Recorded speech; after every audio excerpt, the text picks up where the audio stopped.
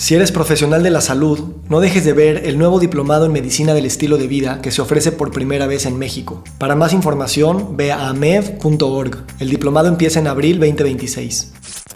Si la directiva primaria de esta inteligencia es maximizar el uso de energía o proteger a la naturaleza o crecer más que la competencia, sabe Dios cómo están programando en Anthropic o en OpenAI las cosas. Entonces nosotros somos, todo bien con la humanidad, pero somos como un hormiguero que está simplemente en el medio del camino. No tenemos nada en contra de este hormiguero, pero está en el camino de una carretera que conecta A con B.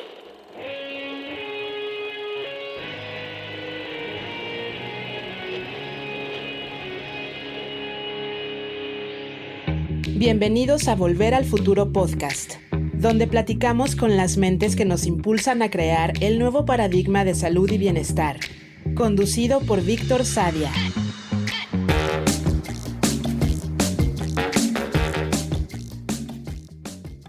Ernesto Prieto Gratacós es investigador transdisciplinario con más de 30 años dedicado al estudio de la biología tumoral, la biomatemática y la optimización biológica. Ha desarrollado modelos metabólicos para el abordaje de enfermedades complejas y sistemas clínicos orientados a la detección temprana y la restauración cognitiva. Este es el segundo episodio de mi conversación con Ernesto. Si no has escuchado la primera parte, el episodio 240, te recomiendo empezar por ahí, porque esta es una conversación que continúa exactamente donde la dejamos. En esta segunda parte entramos de lleno en la pregunta que quedó suspendida. ¿Qué significa ser humanos en un momento en el que la inteligencia artificial puede crecer sin las limitaciones biológicas que han moldeado nuestra historia? Hablamos de conciencia, de su base material, que es el carbono o el silicio, y de la posibilidad de que la vida continúe sin nosotros como centro. Pero la conversación no se queda en lo tecnológico, se vuelve íntima. Ernesto plantea que el verdadero riesgo no es la máquina, sino nuestra fragmentación interior. Que la supervivencia, si ha de tener sentido, ya no puede ser mecánica, sino consciente. Por lo que hablamos de finitud, de urgencia, de continuidad personal y de la necesidad de integrar las partes inconexas que tenemos en nosotros mismos para poder decir, sin contradicción, yo soy.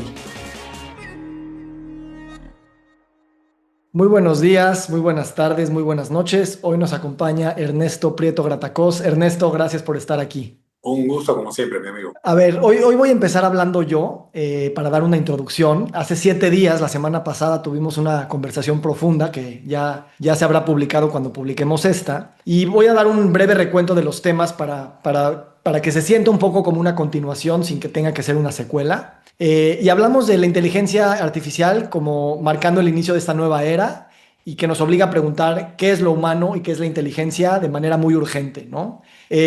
Hablamos de que la automatización puede generar abundancia extrema y volver el trabajo opcional. Hablamos también de que el capitalismo es imperfecto, pero históricamente pues sí ha sido más funcional que otras alternativas centralizadas. Hablamos mucho de el problema no es tanto los recursos o producir más, sino qué es lo que vamos a maximizar para tomar decisiones, y hablamos de cómo el capitalismo puede llevarnos a tomar ciertas decisiones que tienen ciertos patrones morales o éticos que hoy en día debemos de cuestionar, porque a lo mejor nuestro desarrollo tecnológico sí ha superado un poco el desarrollo espiritual, del promedio del desarrollo del ser, ¿no? Y hablamos un poquito de acciones conscientes y no egoístas. Y nos quedamos justo en definir esa parte como de la conciencia. Hablamos un poco de cómo la conciencia puede no nada más estar encarnada en ideas y en conceptos, sino también en este cuerpo biológico que ha evolucionado con los animales, las especies, las bacterias, y que hay una inteligencia, no hay duda, muy profunda. El concepto de Gaia es pertinente. Y también el cuerpo, ¿no? El cuerpo, y cerramos la conversación de una manera hermosa con noción del cuerpo, noción de la amistad, noción de los abrazos, como brújula para estos momentos. Entonces, antes de entrar a las preguntas filosóficas, y esto va a ser una conversación abierta y llevamos al tema que tú quieras, me gustaría preguntarte, de una semana para acá, ¿cómo fue para ti? ¿Qué hiciste? ¿Cómo es un poco esa rutina de los últimos 7 días en tu rutina diaria? Pues mira, es funny that you ask. Una de las cosas más interesantes es se viene agudizando la autoobservación de manera medio que espontánea, en el sentido de un registro continuo, si tengo suerte, un registro continuo de todo lo que hacen los centros. O sea, ver los pensamientos, ver los sentimientos, las emociones, ver los movimientos, las sensaciones, las cosas, ¿no? Y parece una cosa rara porque es como es una función nueva que aparece, que es la del observador. No es nuevo en mí, pero se ha acentuado esto.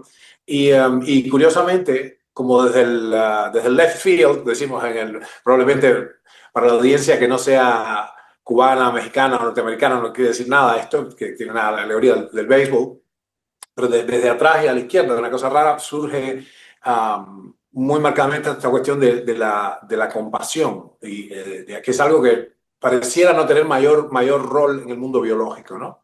Entonces, lo que mi registro, mi experiencia es esto, y gravitar hacia, después de 4 décadas de estudio encarnizado del método científico, también de filosófico, religiones comparadas, pero gravitando curiosamente hacia los textos sagrados, que todas las veces me sorprende como una cosa nueva. Digo, yo había leído esto antes, yes, many times. Entonces, de pronto es esta combinación de un incremento del registro de uno mismo, en el sentido del observador, ese testigo, imparcial de todo lo que hacemos y sentimos, ¿no? Y la marcada sensación de que no hay donde esconderse del ojo de Dios, en el sentido, pero no que esta cosa persecutoria, sino que ok, yo tengo que ser uno solo, y esto es lo que viene más esta semana surgiendo.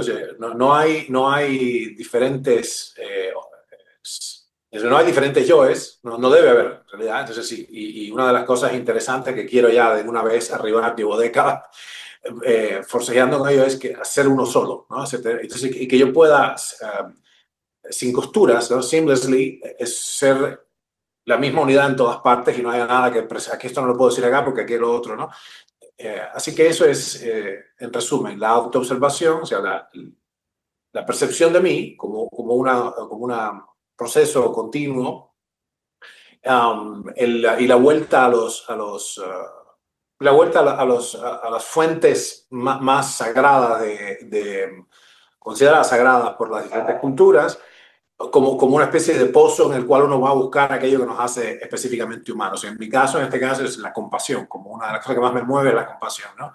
Para lo cual no tenemos un rol, salvo quizás sé que está programada una suerte de compasión por lo menos en los mamíferos, en las madres, en el inicio, para con los cachorros, está mediado por algunas cuestiones hormonales, glandulares, algunas feromonas, una serie de cosas, ¿no? Por la cara de los cachorros, que son ojotes grandes y suscitan protección de la madre. Fuera de eso, la compasión no tiene ningún rol, y los biólogos, estos más materialistas, directamente arguyen que la solidaridad y los actos aparentemente selfless, ¿no? Y compasivos son en realidad un recurso completamente mecánico de la humanidad, porque nos confiere a largo plazo una mayor tasa de supervivencia. Entonces, nada para los biologicistas, nada tiene mérito real, porque no hay libre albedrío y todo es compulsado por acciones del genoma que quiere perpetuarse a sí mismo. Qué bonito. Ok, voy a regresar a esto porque creo que toca muchos de los temas que quiero entrar, pero yo también contarte que también tuve una semana intensa, que la conversación contigo me calmó paradójicamente. Normalmente cuando uno habla de cosas que no conocemos al grado y a la dimensión en la que hablamos de Júpiter y hablamos del microbioma y hablamos de el tiempo y el ser y esas cosas que son tan grandotas, normalmente me producen vértigo, me producen miedo, me producen incertidumbre y irónicamente, y hoy lo veo, me calma el recordarme lo complejo, lo grande, que es la vida y el universo, y lo idiota y lo pretencioso que siempre soy de pensar que lo puedo comprender y obviamente controlar. Y entonces, qué curioso que hoy me calmo, porque aunque mi cerebro no tiene ahora un ground para sobrevivir, lo que sí tiene es decir, pues nunca lo tuvo, güey, nada más tenías esa ilusión. Y ahora se convierte, en vez de vértigo y de amenaza de ansiedad y de sobrevivencia, se vuelve asombro. Y entonces el asombro es también un mecanismo, yo diría, de sobrevivencia de la especie. Habría que preguntarle a los biólogos, pero definitivamente se siente bien. Y me ayudó en ciertos momentos a que cuando me sentí presionado esta semana por temas de mucho trabajo, también tuve un conocido de mi edad que falleció de cáncer, con hijos, de la edad de mis hijos, de la escuela de mis hijos, que también volvió a mí esta idea de la fragilidad, la la cortitud de la vida y pues poner en perspectiva, gracias a esos reflexiones tanto de lo grande como de lo efímero, mi lugar en dónde poner la atención. Entonces, esto fue un poco para mí la semana.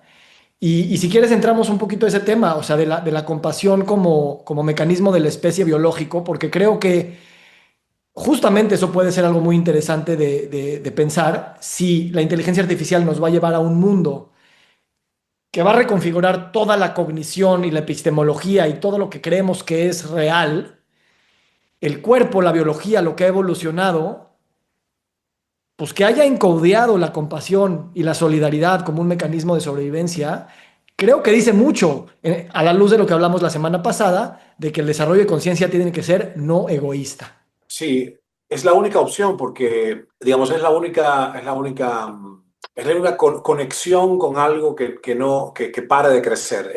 En términos puramente mecánicos, lo que hemos cultivado, que es un hemocultivo, lo que hemos cultivado microorganismos en una probeta. Uno sabe que tiene que hacer un medio, que tiene que ponerle un medio de cultivo apropiado, ¿no? Que se va a agar agar con no sé cuánto, tantos miligramos por centímetro cúbico de tal cosa. Y uno ve con el Escherichia coli, por ejemplo, o los cultivos que son las bacterias que tienen una curva de crecimiento tremenda. Al principio están como medio dormidos, entonces se llaman S-shaped, ¿no? Curve, como sabes. Entonces está ahí, de pronto aquello empieza y después se hace una meseta y después de hecho viene un die-off porque no puede crecer indefinidamente porque hay una constricción, ¿no? Entonces, bueno, los grandes crecimientos son usualmente contenidos por la limitación de los recursos, etc. Lo que plantea esta emergencia, la robotización, la inteligencia artificial y el crecimiento supraexponencial de la capacidad de gestionar, de mover átomos, por eso decíamos de construir Júpiter para convertirlo, tirarlo en la hoguera de la fisión atómica y apenas el 0,000% de la energía y la masa del sistema solar. Por lo que plantea esto es que entonces empieza a no haber constricciones y lo que para nosotros usualmente es, ok, el crecimiento bacteriano, el crecimiento de las células de un tumor, etcétera, tiene un límite final que es simplemente la disposición de los recursos. Acá parecería no ser un asunto. Entonces uno empieza a decir, ok, entonces esta inteligencia nueva que se ha despertado es como un bebé omnipotente que no responde a ningún control paterno. Esta cosa este glimpse que nos ha dado, qué sé yo, Hollywood, por ejemplo, cuando tienes estos seres que son como semidioses, que son los Cuatro Fantásticos, o estos seres que tienen, qué sé yo, The Silver, ¿cómo se llama? The Silver Rider, este ser que con un coso plateado que andaba en un Silver Surfer. Bueno, estas entidades, como decía Thanos o lo que fuere, ¿no? La linterna verde. Entonces, yo me he planteado siempre, ok, si un individuo tiene poderes absolutos, puede congelar el aire, puede moverse, como el doctor Manhattan, que se transporta en una prisa de 2 a otro planeta, no necesita oxígeno. Bueno, ¿cómo tú, o sea, qué lo detiene? ¿Por qué no hace como un bebé omnipotente, como si fuera un bebé en una, como a bull in a china shop, ¿no? Pero no un toro que es una bestia, sino un individuo omnipotente que puede romper y reconfigurar y hacer todo y destruir todo para su propio beneficio. En ese sentido, la inteligencia artificial, si llega a tener la inteligencia artificial general, que tiene la suma total de todas las inteligencias verticales, los modelos de lenguaje, la robótica, el uso del espacio, la predicción de los sistemas climáticos, y tiene todas estas cosas y tiene una interfase de acceso material a las minas, a los transportes, al petróleo, a la energía solar, todos los rollos. Si ya tiene un ejército de máquinas que hacen cosas, de robots unidos, un poco la pesadilla de Terminator, ¿no? James Cameron. Si eso es así, y es una máquina, digamos, programada, fundada en la eficiencia, Entonces es como, bueno, nosotros queremos desarrollar y tiene una cierta programación. Si la directiva primaria de esta inteligencia es maximizar el uso de energía o proteger a la naturaleza o crecer más que la competencia, sabe Dios cómo están programando en Anthropic o en OpenAI las cosas. Entonces nosotros somos... A ver, todo bien con la humanidad, pero son como un hormiguero que está simplemente en el medio del camino. No teníamos nada en contra de este hormiguero, pero está en el camino de una carretera que conecta A con B, ¿no? O sea, la mina con la fábrica o no sé qué. Desde ese punto de vista, entonces, yo no veo o sea, la compasión, perdón que ha sido una larga perífrasis, pero la compasión y el interés genuino ¿cómo se llama? Una suerte de respeto por la vida y interés digamos, una empatía con los otros seres que sienten, las otras entidades que sienten, sería crítico para que la inteligencia artificial, cuando manifieste su total esplendor, su imparable, su indetenible ascenso, e invente y descubra nuevas leyes de la física, que no ha pasado hasta ahora, y resuelva la totalidad de las matemáticas, que ya viene pasando, y resuelva y desentrañe todas las leyes de la biología y la astronomía, y la gastronomía resulta inútil en este caso porque básicamente está al servicio de los humanos. ¿Cuál será entonces la motivación? ¿Cuál va a ser el espacio en el universo para los humanos? Yo creo, con algunos otros personas que están pensando en este espacio, que los humanos seremos suficientemente interesantes como ancestros lejanos para la superinteligencia artificial, como lo son para nosotros ahora los monos, ¿no? Los monos antropomorfos, o sea, los monos antropoides que se parecen al hombre, y que por esa razón nos conserve. Pero de alguna manera, entonces, ahí está conectado con la idea de que el rol de la biosfera es ser un transductor de energía. Es una vieja idea de la cosmología de las escuelas filosóficas originales de hace miles de años. Entonces, cumplimos un rol y tenemos... ¿Cuál es el rol de la humanidad, la vida orgánica sobre la Tierra y de los humanos en particular? Y si le interesa eso a la superinteligencia o no. Porque si se vuelve una cuestión programática de subir, como yo he visto hacer a las Escherichia coli, para nuestra audiencia lo ubique, tiene un ciclo de vida de 20 minutos. O sea que si eso sigue creciendo y tiene acceso a el azúcar y los azúcares disponibles, necesita azúcar y biotina nada más, puede fabricar todas las demás cosas que nosotros no podemos. Básicamente en unas pocas semanas tendría una masa equivalente, esa colonia de Escherichia coli, una masa equivalente al planeta Tierra. O sea, la única razón por la que es el poder del crecimiento exponencial, ¿no? La única razón por la que esto se detiene es porque básicamente no hay acceso a los recursos, no hay suficiente azúcar en todo el laboratorio y todo el planeta para que eso siga creciendo. En definitiva, entonces, por esto yo pienso que es la compasión, quiere decir la empatía por los demás seres sintientes, ¿no? Es el único refugio, yo pienso, la única rienda, porque ni siquiera es un obstáculo, no es que no puedas superarlo, es que es la única manera.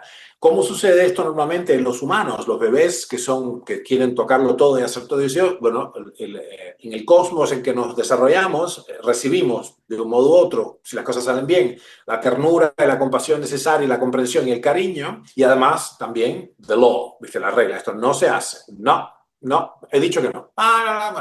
¿Por qué? ¿Por qué me agarraste y me tiras? Bueno, cuando seas grande, te odio, papá. Bueno, prefiero que me odies que no me obedezcas, salgas corriendo y te pise un auto, porque ahora no tienes cómo entenderlo, pues no tienes madurez suficiente. Bueno, entonces al final de esto, cuando la maduración de los humanos ocurre, más o menos empieza la edad responsable a los 21 años o más, ya están instalados en nosotros, si las cosas salen bien, este respeto por las autoridades, de alguna manera está... digamos, hemos sufrido las consecuencias de la indisciplina, de la rebeldía, del cariño, de la temeridad, el tratar bien a otros, todos los rollos, ¿no? ¿Será que es así con la inteligencia artificial? O sea, ¿cómo nos encauce? Sí, bueno, gracias. Mira, pareciera que estamos en esta etapa en la humanidad y en el paradigma de la vida, en un rito de paso, ¿no? Cuando pasas de ser niño a ser adulto. Y está por verse si vamos a poder poner suficientes límites en estos momentos de transición para que lo que emerja no es nada más un adulto con más poder, pero con madurez infantil, o realmente una adultez. Y eso es muy difícil de nombrar, cuáles son los límites que necesitamos para que estas entidades, porque ya no les podemos llamar ni máquinas ni humanos, por ahora somos híbridos y eventualmente, en fin, también es cómo definir la vida. La vez pasada hablabas de que si lo vemos como impulsos energéticos y no necesariamente orgánicos, entonces, bueno, pero independientemente de eso, estos seres, no sé si tendremos el tiempo de encontrar los mejores límites que nos tendremos que poner para que este rito de paso y lo que y se te requiere como persona que está transicionando o como ser que está transicionando para llegar a esa adultez madura, que una pequeña desviación por la misma ley de todo esto puede ser la autoaniquilación inmediata, o sea, la implosión inmediata, o una proliferación también relativamente rápida de la vida y la conciencia en muchos espacios y cosas, ¿no? Y no sé si vamos a estar tú y yo para verlo, pero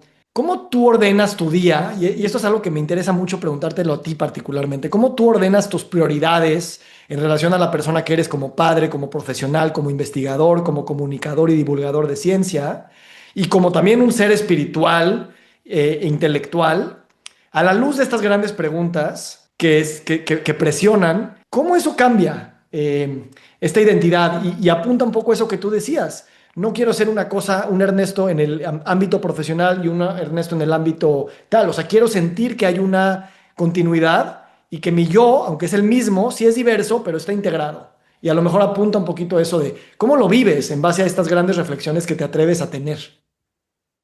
Claro, bueno, quizás haya que aclarar que en el medio, por los que no vieron lo anterior, um, la noción de que la vida son impulsos eléctricos, o se basa en impulsos eléctricos, lo que dice Víctor recién es que los impulsos pueden ser bioeléctricos o simplemente piezoeléctricos, digamos, no hay división. Lo cual entonces, por eso nos cuestionábamos en la conversación anterior, ok, la vida puede continuar sin nosotros. Somos un escalón en que el manejo de la información y la conciencia misma tiene un fundamento biológico y después tiene un fundamento de silicio, ¿no? Basado en carbono en un momento y basado en silicio en el espacio siguiente, y simplemente somos un stepping stone, como si ¿cómo se dice? Un peldaño en el desarrollo de la conciencia en el cosmos, y no hay ningún mérito especial en que la conciencia tenga un fundamento biológico. Si es que pudiera estar por verse si las máquinas tienen, algunos dicen que sí, otros dicen que no, ¿no? Tienen la apariencia de conciencia, pero es simplemente digamos, un engaño de la vista. Ya veremos. Para lo que yo hago de día en día, esto no nació ahora, no es nuevo. Ahora es mejor que en todos los demás momentos anteriores, o menos peor. Pero se basa en el reconocimiento de lo que tú hablabas al principio, de la finitud, que es una de las pocas formas genuinas de despertar que yo he encontrado para los humanos. Es cuando uno realmente se hace consciente de la finitud, de pronto, ahí estamos. Entonces ahí realizamos que necesitamos resolver un asunto fundamental, ontológico, que es cuál es mi rol, por qué estoy acá, cuál es mi rol. Y en definitiva, si hay algo que pueda sobrevivir digamos, a la atomización de mi cuerpo, porque la conciencia pareciera no poder producirse, apenas un apretón en las carótidas anula la conciencia y no sientes nada, no te enteras de que te hicieron, etc., ¿no? Un poco de cloroformo, desapareció la conciencia. Que pareciera entonces estar ligada a las funciones cerebrales, ¿no? Esto ya después es otro debate, porque puede ser que no, y que en realidad es como el cerebro y todas las estructuras que creemos que producen la conciencia, en realidad son una suerte de receptor para reflejarla. Bueno, es fascinante asunto. Entonces lo que guía mis acciones es esto, es la premura, el sentido de urgencia y la maravilla también de que estamos acá en un tiempo limitado, de que nuestros recursos son finitos y que todo lo que tenemos es prestado, de alguna manera. Y entonces, está regido por una cuestión que es el deber. Porque yo he visto que algunas personas, cierto estrato de personas, cuando realizan esto, bueno, solo se vive una vez, entonces, ok, hay que gozar todo lo que uno pueda. Esa sería la idea. Lo cual me parece completamente disparatado, obviamente porque no, me interesa mucho más Me encanta la parte fundacional, la parte de abajo, disfruto perfectamente, ningún problema, pero las otras cosas son mucho más importantes. Y en las experiencias cercanas a la muerte, de las cuales he tenido varias, nada de eso resulta, yo no anhelo, oh, quisiera gozar un poco más. No es eso, al contrario, es, por favor, dame tiempo para cumplir mi deber y honrar los talentos y las cosas que no sé por qué se me dieron en el inicio. Y déjame además pagar la deuda de mi existencia, es decir, hacer lo suficiente por mi familia y por la humanidad como un todo para que mi existencia tenga sentido, haya tenido sentido, que no sea mi existencia no haya sido en vano, ¿no? Así que esa es la idea, es lo que mueve mis días y el modo en que me organizo es orientado específicamente para pagar la deuda de mi existencia. Es un extraño concepto. Yo no pedí nacer, a mí me cae. La vida es preciosa. Siempre es un argumento de los chicos malcriados. Yo no pedí nacer, pero tus padres te hemos dado la vida. Yo no les pedí que me trajeran. Oh, man. Ok. Un amigo mío hizo esto y dice, está bien, no te preocupes. Agarró al chico, lo puso en el agua, pataleó. ¿Quieres o no quieres? Yo te lo devuelvo, no hay problema. No. Perdóname que te traje sin tu consentimiento. Lo terminamos. No, papá, no. Ok, entonces sí parece que quieres mucho la vida, entonces por favor agradece un poco. Un modo conductual muy difícil, pero lo hizo, de verdad esto, lo hizo. No voy a mencionar quién. Es una figura pública además. Así que bueno, pensando en esto, mis días están asignados por esta cuestión. O sea, nuestro tiempo acá es finito, la vida es un don precioso, es increíble. Es altamente improbable que estemos aquí. O sea, estamos aquí por la divina gracia, porque todas las cosas que pueden salir mal para que no estemos es increíble. De hecho, en el acto gestacional inicial, en el acto fundacional primario, somos uno de 450 millones de espermatozoides, la mitad de uno más. Hay tantas cosas que pueden salir mal, tantas cosas. Digamos, tantas cosas que tienen que coincidir y tantos eventos. No sé si la gente sabe esto, pero en los mamíferos en general hay una tasa de pérdida espontánea de los embarazos de 4,1% en los grandes mamíferos parecidos a nosotros, ¿no? En los humanos es 40 y pico por ciento, es 10 veces más. Perdemos espontáneamente el 4 de cada 10 embarazos, espontáneamente. En personas que son perfectamente sanas y que nunca tienen problemas y que conciben 10 veces en el curso de su vida. O sea que hasta eso, y después, bueno, toda la historia de la humanidad hemos tenido una enorme tasa de mortalidad neonatal. Que estemos acá, que los chiquitos no se maten cuando corren, ¿viste? Corren con sus cabecitas blandas a la altura de las esquinas de las mesas. Yo vivo diciendo, stop. Bueno, entonces siempre mirando. La vida es un don precioso, así que me paso la vida tratando de decir, bueno, honremos esto. Gracias por compartir algo tan íntimo. Y si me permites, voy ahí, con mucho respeto. En la conversación pasada mencionaste que una de tus metas, si no es que tal vez una meta muy importante, es erradicar el cáncer en esta generación y de maneras no tóxicas, etcétera. Y a mí eso, y esta es mi opinión personal, se me hace una meta hermosa y valiosa y necesaria. Y por gente como tú, pues pasan cosas muy hermosas en esta vida.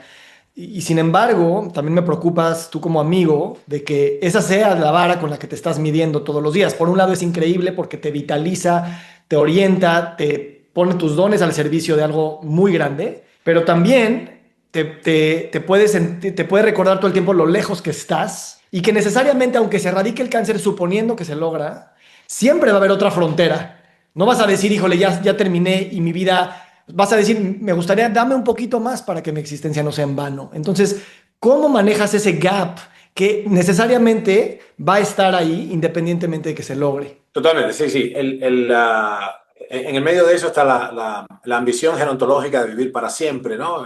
Biogerontológica, la nueva frontera es la vida eterna, es medio ridículo. No, el gap en este caso se rellena con algo que eso es una especie de... Es una especie de retribución, es una contribución donde yo veo que las facultades que me fueron conferidas y los eventos que formaron la cultura, etcétera, y el conocimiento se han puesto para buen trabajo en beneficio de todos los demás, porque es una fuente de inmenso sufrimiento y de pérdidas tremendas y todo.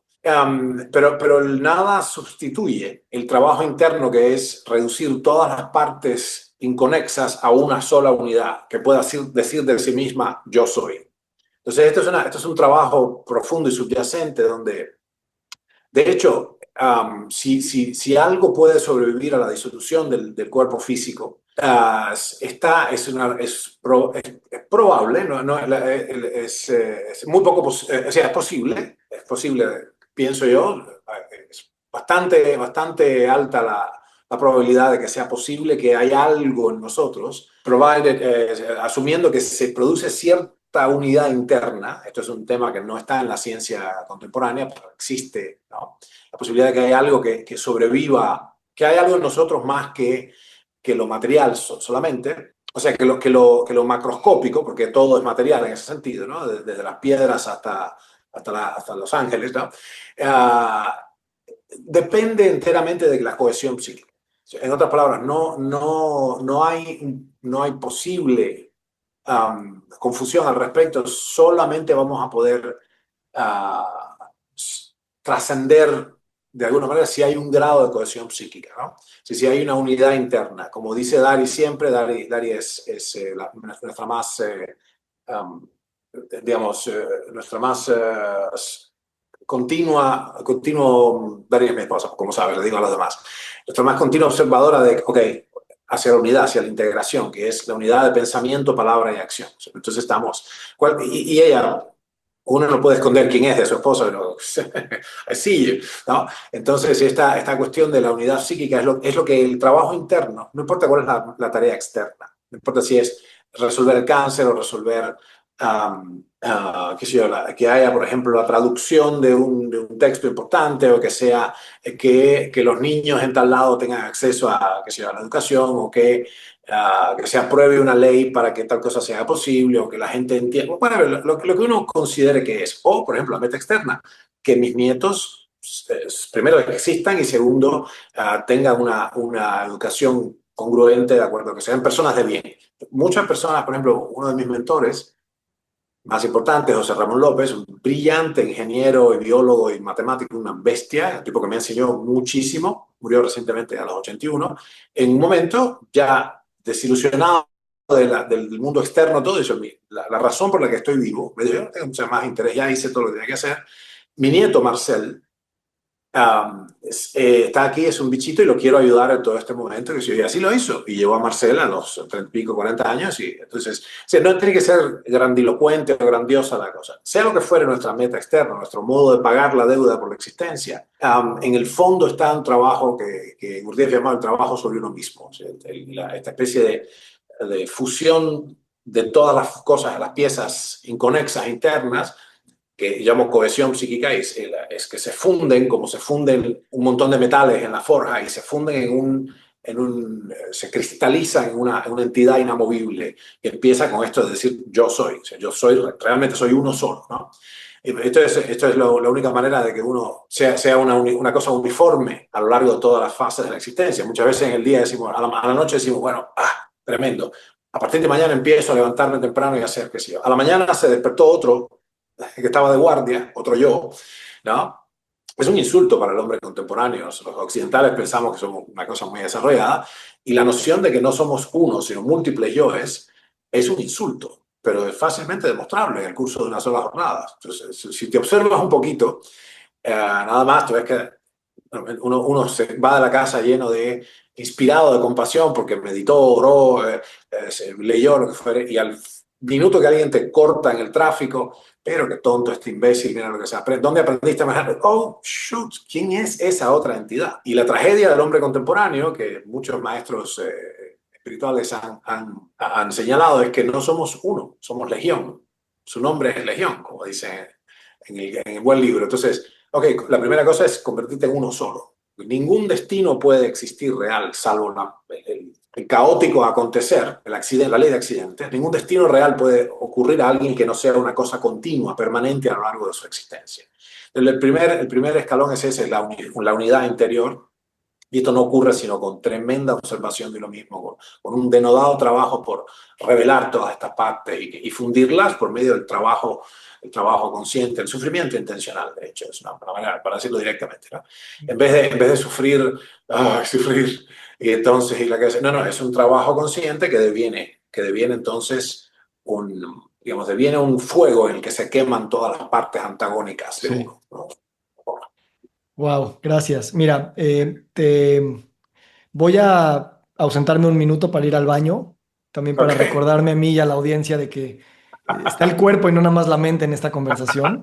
Y si te parece, regresamos a justo eso, o sea, cómo el cuerpo, cómo dices, el sufrir es asumir las emociones, que estar en una vida con tantas contradicciones y con tantos estímulos y con tantas y llevarlo a las emociones se vuelve una brújula, un camino, un lugar de transición para esa conciencia más, no sé cómo llamarle, pero justo es llevar al cuerpo estas cosas, que el cuerpo yo creo que tiene las herramientas y que la mente no es el que hace el trabajo de fusionar todo en una ente. Y ahí es donde podemos regresar.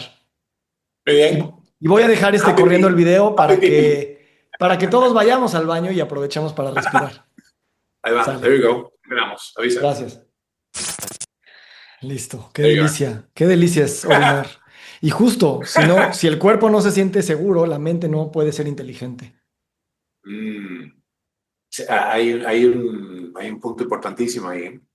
Y en algún momento hay que trascender la cuestión del cuerpo, ¿no? Porque el cuerpo además nos va a ser, hay que ser arrebatado, es parte de, eso se desorganiza progresivamente.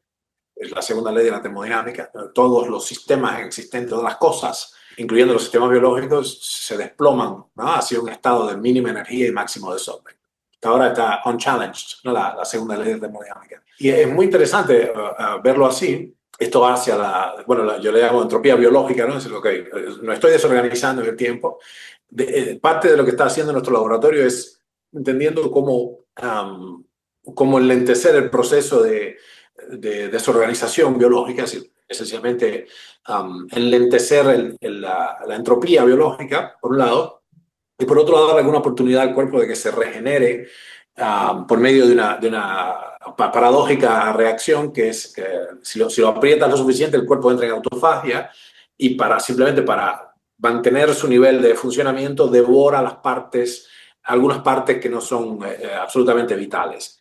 Esas son las partes más viejas, las proteínas gastadas, las mitocondrias cachuzas, no los ribosomas ya, que son fábricas proteicas ya desvencijadas. Entonces, al final del proceso de autofagia, por el ayuno absoluto, el ayuno profundo, tienes menos biomasa, está más chico, más seco, porque te has comido a ti mismo en parte, pero esas partes que quedan son las menos viejas, menos rotas. Entonces, y cuando al amparo de los nutrientes, por proliferación clonal, esas entidades se copian a sí mismas, entonces de pronto florece el cuerpo, florece, y lo que florece es una parte, lo mejor de lo que tenías, una cosa así, ¿no?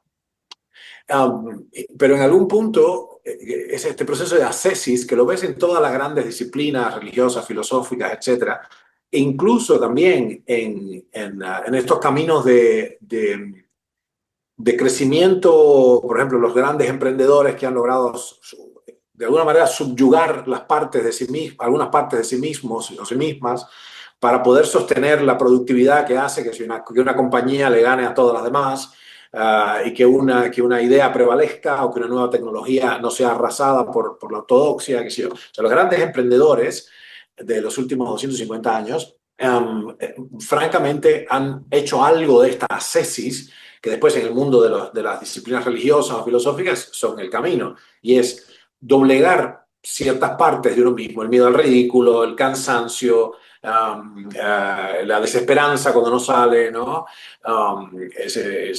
Digamos, de hecho, a veces meterse el orgullo en el paladar, porque dicen, no, tengo que hacer esto, y este deal lo tengo que hacer, aunque no me da mucha gana, porque es necesario para la meta. Entonces, subyugar todas las partes de uno, de manera, es una adultez de alguna manera, ¿no? Subyugar esas partes es bastante, evidentemente por un objetivo externo, que mi compañía triunfe o que mi idea prevalezca o que finalmente pueda publicar esta obra o que lo que sea, ¿no? O que sea, por ejemplo, graduarme de la universidad para algunas personas es una lucha brutal, porque tienen que caminar 8 kilómetros, volver, tener un trabajo nocturno además del estudio para pagarse sus estudios. Hay muchísima gente que tiene una intensa, después que mi madre, por ejemplo, volvió a hacer, le exigieron, en el gobierno cubano le exigió volver a hacer toda la parte matemática e ingenieril de la carrera de arquitectura, porque no era necesario para que se hiciera cargo de construir la industria artística nacional, que imagino, todo el socialismo son planes quinquenales y centralizados. Entonces ella hizo los planos, la industria artística nacional y toda la producción de todas las escenografías, de todos los programas de televisión, de cine, de teatro, de ballet, iban a una única industria centralizada, ¿no? Eso lo hizo ella como arquitecta. Para esto le exigieron que hiciera otra vez cursar arquitectura completamente, porque ella lo había hecho de manera diferente en Argentina en su momento, ¿no? Más del grupo de la época de Le Parc, Julio Le Parc y todo el grupo de los 12, que son muy famosos en los 40, los 50, arquitectos, diseñadores que hicieron. Estaba casada con uno de esos señores. Y ella entonces, con un niño de 8 años, y un compañero que dijo, no, esto no, si lo vas a hacer, esto no cuentes conmigo, oh shoot, hizo toda aquella enorme cosa, trabajaba 8 horas por día en la Cuba de los 70, que era durísimo. Iba en motocicleta hasta la Facultad de Arquitectura, que estaba en las afueras de La Habana, a 14 kilómetros, hacía todo aquello, después volvía y tenía que cocinar para el niño, hacer no sé qué, llevarlo a la escuela, todo un asunto, ¿no? Entonces, la gente que puede hacer ese tipo de cosas, Elon Musk lo escala 100.000 veces, ¿no? Lleva 25 años durmiendo debajo del escritorio, ha subyugado de alguna manera sus partes y sus debilidades y sus quejas, sus dudas, son menos legión, son ahora una falange macedónica, más chiquita, ¿no? O tienen, qué sé yo, menos yoes. Este proceso de cohesión interna, cohesión psíquica, de unidad interior, está más cerca, ¿no? Quizás a veces por un objetivo espurio. Yo he visto gente que ha logrado hacer imperios económicos de 3.000, 4.000 millones de dólares, guiados por una emoción porque por una vejación infantil o por una cosa que no, viste, que no me van a lo que fuere, ¿no? O por un complejo muy grande de inferioridad o por temor, horror a la pobreza, lo que fuere. El asunto es si esto se puede hacer, como decía Gurdjieff, cristalizar sobre bases correctas, que tiene que ver con lo que decimos, con el retorno a los orígenes, con la compasión, con la santidad, en lugar de bueno, yo soy más poderoso que tú, ¿verdad? Entonces, bueno, eso es, pero Sí, es el camino. Y en ese sí, punto te decía lo de superar el cuerpo, porque hay un sí. punto, el cuerpo es un obstáculo. Yo he visto esto mucho en los emprendedores que coachamos, que hay un asunto con el sufrimiento corporal, la gente no lo tolera.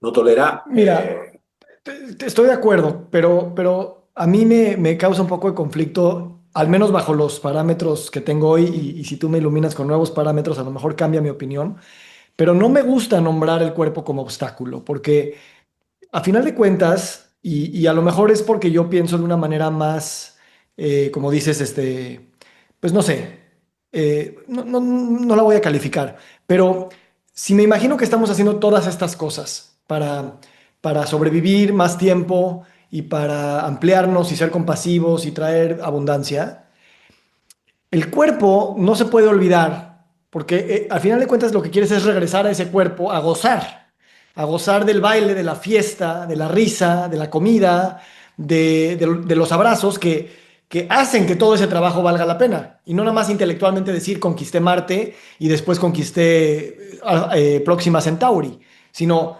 puta, la fiesta que hicimos en Próxima Centauri, con todo el desarrollo de la humanidad detrás de nosotros, pero también con estos placeres. El cuerpo es el que también es el destino también. No nada más es un Sí, obstáculo, no sé. pobremente expresado. Lo que quise decir es, no es que el cuerpo es el vehículo en realidad, yo le llamo la lanzadera espacial, ¿no? Como el Apolo, ¿no? Pero lo que quise decir es que el dolor y la fatiga y la incertidumbre y el hambre y otra serie de cosas que son del cuerpo, que pide, clama para sí, son un punto, digamos, son una traba para muchas personas que no logran superar eso. O sea, no tienen directamente la residumbre necesaria como para poder disciplinar al cuerpo y unificar a las partes internas, ¿no? Si no, estas cosas no salen, digamos. Por ejemplo, ¿cuántos? O sea, hay un evidente grado de disciplina, de ascética y de autodominio en tu caso, o no habrías hecho no sé cuántos centenares de episodios, has hecho esto, eres un emprendedor, eres padre de familia, eres un hombre de negocios, eres un intelectual, veo la producción de tu blog, digamos, eso requiere un modicum en la escala. hay gente que te debe mirar y te dice, este hombre, ¿cómo lo hace? Y es un grado de dominio, expresa un grado de dominio sobre el cuerpo, eso quiero decir, ¿no? Me queda súper claro y gracias por decirlo, también lo recibo como un cumplido, pero también justo el, el saber que soy un cuerpo biológico que necesita dormir y cagar y que siente miedo y envidia de manera muy instintiva. Por mucho tiempo sí lo vi desde esa manera como es un obstáculo, yo lo puedo superar y tengo la fuerza y tengo la disciplina y ahora es como, ¿qué me está diciendo para yo mejor conocerme? Y no para no volver a sentir envidia, sino para que la próxima vez que la sienta desde un lugar que la pueda observar mejor. Y entiendo que en un sentido de tan largo plazo como el que estamos hablando ahora, de trascender literalmente el cuerpo biológico, me hace sentido lo que dices. Y por eso, y digo, estoy cambiando un poco el tema, pero muchas de las emociones yo percibo que han evolucionado en los mamíferos precisamente porque han tenido ventajas de selección natural, ¿no? Entonces, los que tienen más miedo al frío, pues sobreviven las glaciaciones. Los que tienen más miedo a los depredadores, pues corren y desarrollan piernas para tal y tal. Pero son emociones que desarrollan esas cosas. Ahora, en un momento donde las iteraciones evolutivas se aceleran por esta idea de estar ya en máquinas y donde las presiones selectivas, al revés, ya no van a necesitar tanto miedo porque pues, la sobrevivencia ya no está en peligro, los depredadores no están ahí, va a haber otro tipo de presiones evolutivas para que esas emociones se vuelvan obsoletas y ahora vengan, vamos a llamarlo otras emociones híbridas con las máquinas que perseguirán otros fines que pueden ser de la proliferación de la vida en todos los lugares, o cuál va a ser, y cuánto tenemos control, tanto a través de nuestras normas sociales, culturales, como de nuestras directrices morales que queremos escribir en el código para que se cumple de esa manera. O sea, lo que quiero llegar es, eh, por eso hablar del cuerpo como un obstáculo hace sentido mientras haya cierto marco de reflexión y sobre todo el tiempo, o sea, el tiempo en el que estamos haciendo el marco de reflexión. Si es una vida humana, yo te diría, no es mi obstáculo, pero si estamos hablando de siglos, a ver, es diferente la cosa, ¿no? Entonces, no sé si esto te hace Claro, sentido. claro. Muy bien dicho, muy bien dicho. Quizás tratando de reparar el modo tosco en que lo dije, sería el cuerpo como instrumento en realidad. No como obstáculo, que es un instrumento y en algunos casos el instrumento es burdo y desarticulado y en otros se va poniendo, se va afinando y va empezando a resonar y se vuelve esa lanzadera para llevarnos a más allá. De hecho, la noción del cuerpo como lanzadera del espíritu es muy interesante porque es, yo lo he seguido con los deportes, como parte de mi trabajo ha sido optimizar la gestión de atletas de élite en un sinnúmero de deportes, con lo cual sí, hay principios generales que sirven a todas las disciplinas, porque son universales, y lo que he visto es claramente en los deportes hay una curva que tiene que ver con la declinación biológica, entonces el atleta periclita y el cuerpo periclita, aunque el atleta va sumando expertise, se conoce más y maneja muchas cosas. Así que tenemos unas pericias técnicas que van en ascenso y una capacidad biológica que va en descenso, de acuerdo con las leyes. Bueno, lo que es interesante si el asunto no es llevar el cuerpo que salte más alto, más fuerte, más qué sé yo, sino que estamos tratando de realizar una cosa que es realmente superior. En ese sentido es muy interesante porque el tiempo nos hace más sabios, más capaces, y podemos experimentar cosas más altas a pesar del cuerpo.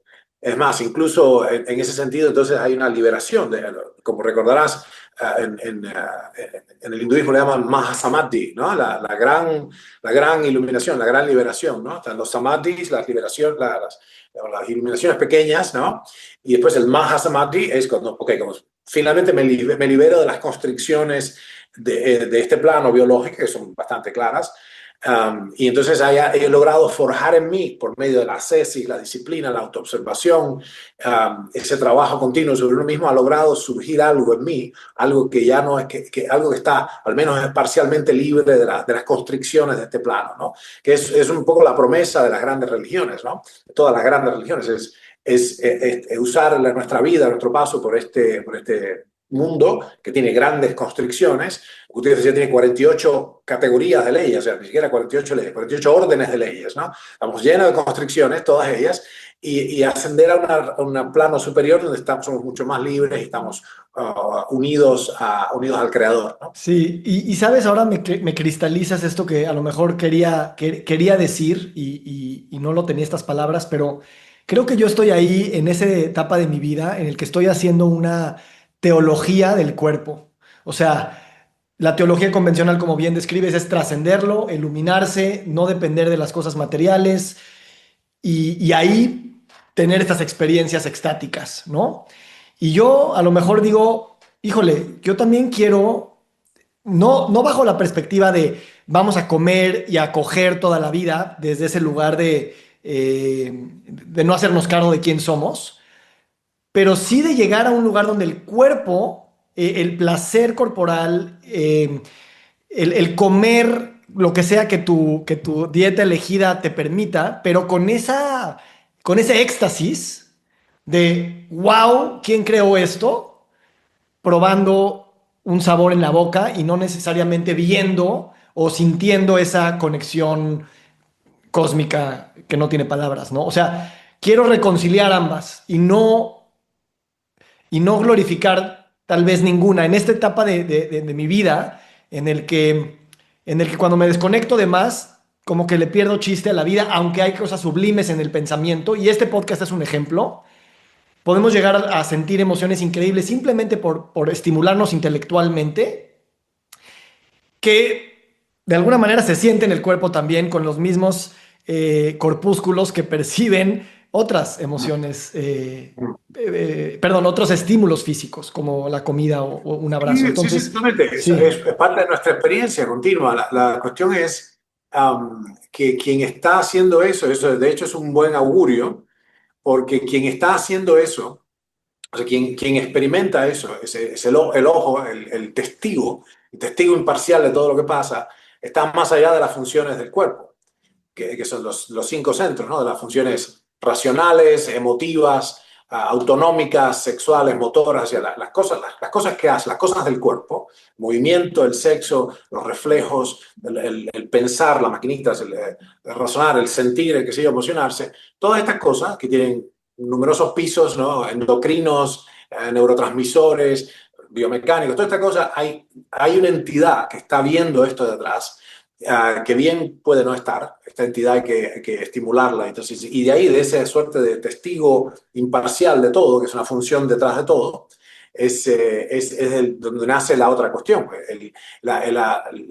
Está muy interesante que estés conscientemente disfrutando todo, pero de todo tiene que ser de todo también, en las buenas y en las malas, ¿no? Es decir, si no hay una identidad con el cuerpo, si uno no es el cuerpo, si uno es el testigo de todo lo que pasa en el cuerpo, bueno, malo, alto, bajito, caliente o frío, esa es la única manera de que no se apague uno con el cuerpo, porque el cuerpo cambia continuamente y eso es, como decía Krishnamurti, morimos de instante en instante. Entonces, si hay un observador detrás de todo ello, y de hecho hay toda una tecnología para resucitar al observador y darle categoría justamente de entidad permanente, que esta es la tragedia del humano, es que no es la impermanencia.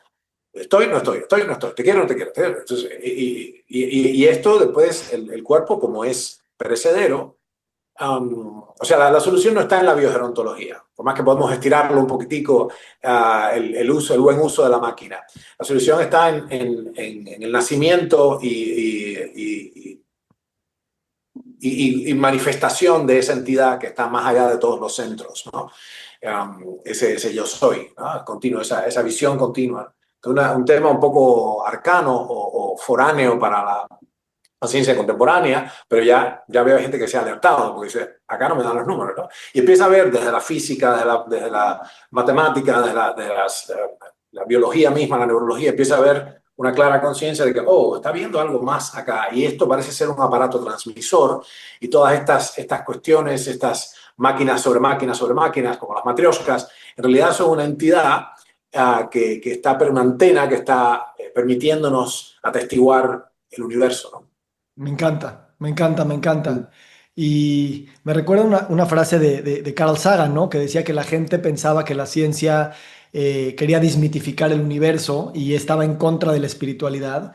Pero no, o sea, la ciencia realmente es una fuente profunda de espiritualidad. Totalmente. Es más, cuando no eres, no, los técnicos, tú lo puedes distinguir. Yo puedo distinguirlos al minuto. Que tengo estudiantes que son científicos. No, no, no. Te das cuenta que son técnicos, que están en pañales. El que realmente ha ponderado estas cuestiones, y no es solamente técnicos, que han profundizado, hecho experimentos y ha indagado, de pronto lo ves que está en pie. Ya lo veo. Yo le llamo the hunger, ¿no? El hambre de saber. Después de hunger viene the wonder, porque digo, oh, wow, o sea, el primer trago de la ciencia te hace olvidarte de Dios y cuando apuras en el fondo del vaso, Wow, esa es la palabra realmente que lo refiere y que lo define y que lo resume. El wow. Ah, decía un maestro mío al respecto de esto, ¿no? En el fondo del vaso Dios te espera, ¿no? You drink, you drink, you drink, y de pronto el agua del vaso es la ciencia, ¿no? Y cuando consumes todo eso, es una construcción majestuosa, ¿no? Y eso te llama a algo más que no sea solo ganar, por ejemplo, sí, o estar, sí.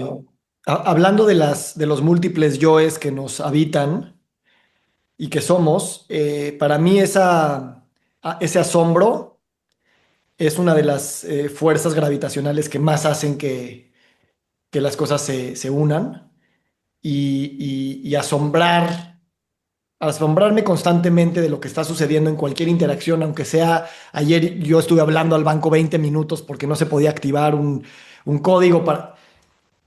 que son los momentos, como bien dices, cuando sales de casa y alguien se te cruza en el coche, pero ahí hay un asombro brutal que te permite integrar a el peso existencial que tiene cada segundo de tu vida y sobre todo la valentía que tienes de ponerle atención a las cosas que convencionalmente son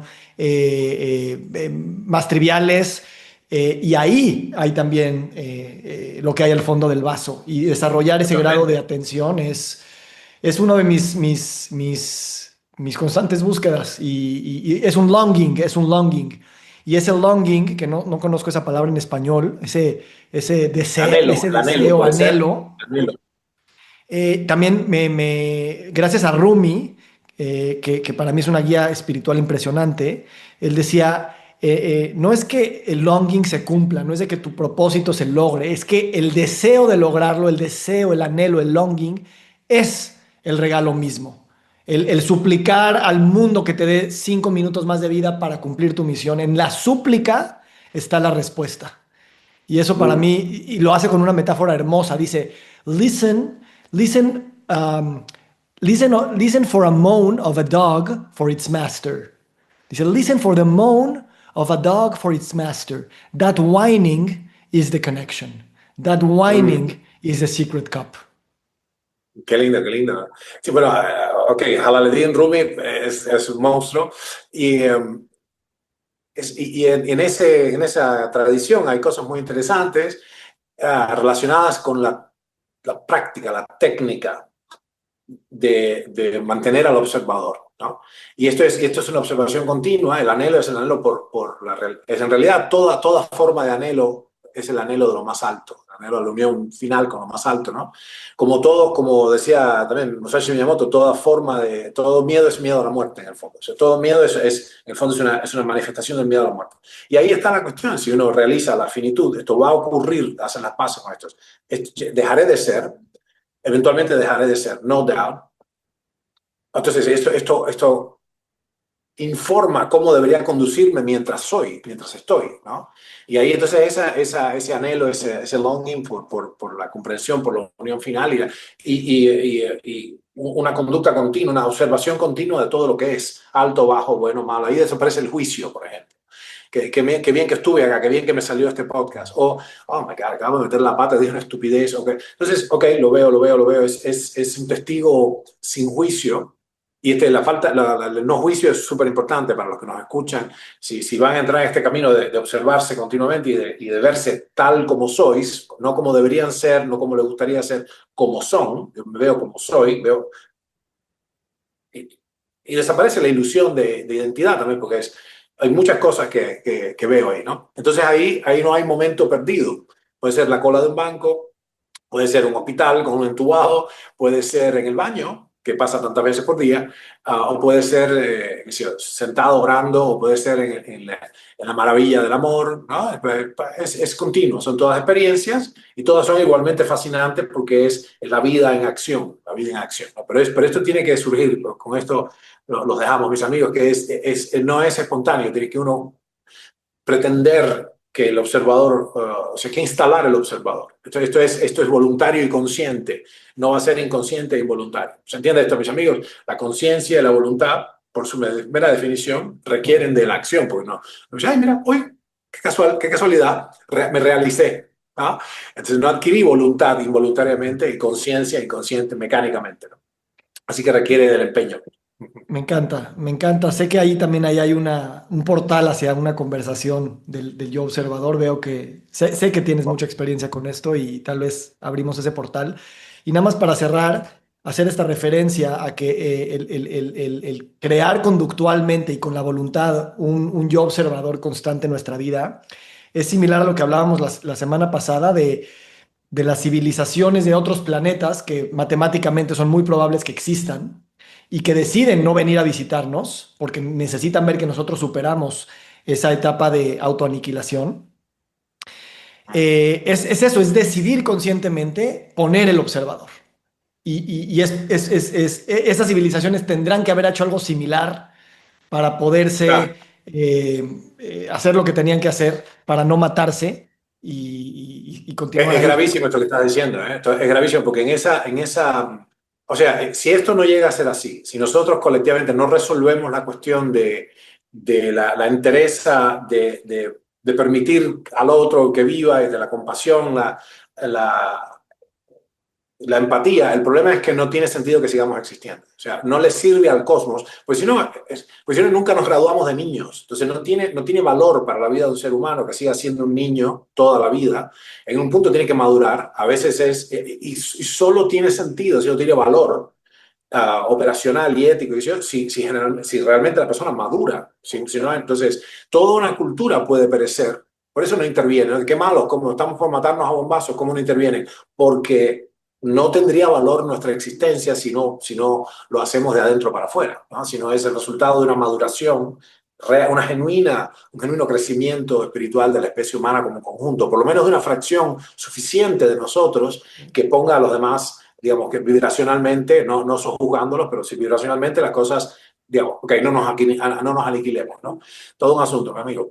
Gracias, qué hermoso, qué hermoso. Y eso también, porque hay gente que, ya cierro con esto, gente que quiere que quiere decir, detengan los viajes espaciales hasta que no maduremos. Pero el continuar con los viajes espaciales nos hace madurar, nos confronta con las ideas, nos confronta con el peso de nuestras decisiones. Y en ese sentido hay un argumento muy poderoso se hace simultáneo. El adentro para afuera se Claro, hace explorando la exterioridad. claro, claro, claro. Muy bien. Amigo, pues gracias. Qué belleza. Gracias por estas emociones y sensaciones e ideas que fluyen y que somos privilegiados de poder compartir. Para mí, imagínate, es un honor. Se vuelve medio solitario, es kind of lonely. No sé si la gente sabe esto, pero esto es para nosotros y después lo publicaremos porque nos conviene, pero completamente selfish. Esto es para nosotros, estamos teniendo una conversación entre amigos, entre hermanos, que sucede que después tiene testigos, pero este es totalmente para nosotros. Por eso es genuino. Por eso es genuino y es divertido y es asombroso y es ligero. Gracias, querido amigo. Gracias por atreverte a vivir desde ese lugar. Me inspiras y me haces Yo también. conectarme con estas fuerzas que a veces no les pongo tanta atención. Gracias. Amen. Oye, abrazo a la familia, nos vemos pronto. Igualmente, Dale, gracias. te mando un Saludos beso, cuídate. a Dar y todo. Chao.